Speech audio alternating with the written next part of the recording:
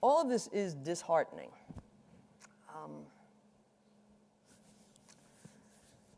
Let me, though, say a little bit about that second perspective on the law, how tribalism has been shaping the actual content or substance of law and its administration and authority. Let me give you just a few examples in these realms.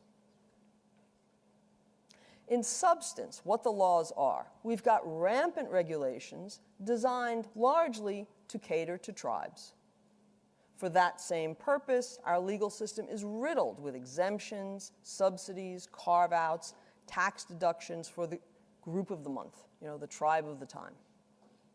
Or consider discrimination law, myriad forms of anti-discrimination law in this country, affirmative action at schools, in businesses, in hiring, firing, promotion, pay scales, the composition of a board of directors. Have you got the right number of minority groups on it, right? Who may not be discriminated against? People of this sex, this race, this national origin. Again, tribal identity rules. Think about the administration of the legal system. The almost paranoid aversion to the use of racial profiling. Now, data analytics have been all the rage in the last few years, just about in every industry, every field you can imagine, right? Indeed, our justice system uses data analytics to compile information about plenty of people in unfavored groups. Parolees, repeat offenders, child molesters, people who use guns. Why do they do this? Why does the justice system do this? To try to make policy and employ resources in the most efficient and effective ways possible. But racial analytics? Toxic. I mean, I'm a little afraid even to bring up the topic in this talk, right? Rather than assess exactly what conclusions would be drawn from what racial statistics, or what use would be made of these profiles, the very mention is radioactive, because it would offend certain tribes, which is, of course, also insulting to many of the people who are often thought to belong to these tribes. Okay? In other words, the operation of the legal system is hostage to the feelings of tribes. Consider how the law is understood. So again, this is part of the administration of law, how the law is understood and then applied in arguments over free speech these days, where the issue is increasingly framed around who is speaking.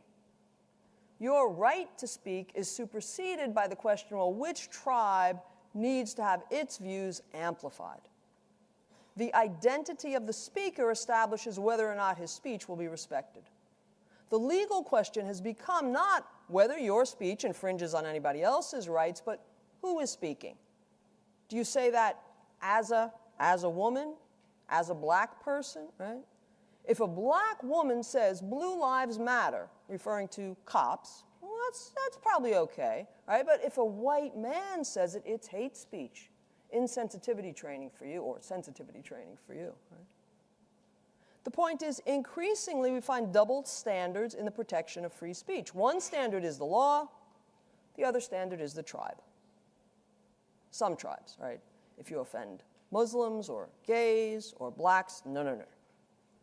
Offend atheists, capitalists, white men, no worries. Finally, the most troubling aspect to me, I think this should be the most troubling aspect, is the precipitous decline in people's respect for the authority of law. For legal officials, the question, does the law authorize this action? Am I within my specific authority in doing this? Those kinds of questions have been replaced by, do certain groups want it? Groups that'll vote for us? The only constraint that many government officials recognize these days, the only constraint on their actions, is what we can get away with.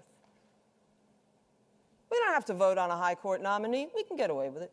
Oh, there might be a little bad press. We'll get through that pretty quickly, right?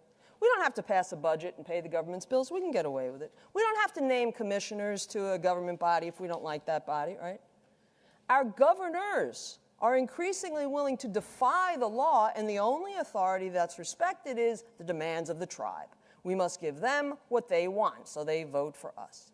Adherence to the rule of law has been replaced by gaw, what you can get away with. That's an ugly word, and it's an ugly phenomenon.